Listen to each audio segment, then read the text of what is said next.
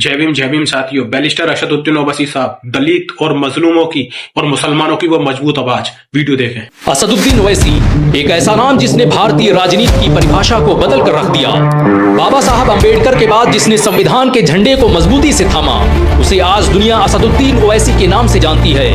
ये वो अकेला राजनेता है जिसने सत्ता में बैठे लोगों की नींदें हराम कर दी हैं। ऐसे वक्त में जब धर्म और पंथ के नाम पर भारत को बांटा जा रहा है, तब ओवैसी भारत को एकता के सूत्र में पिरोने का काम कर रहे हैं।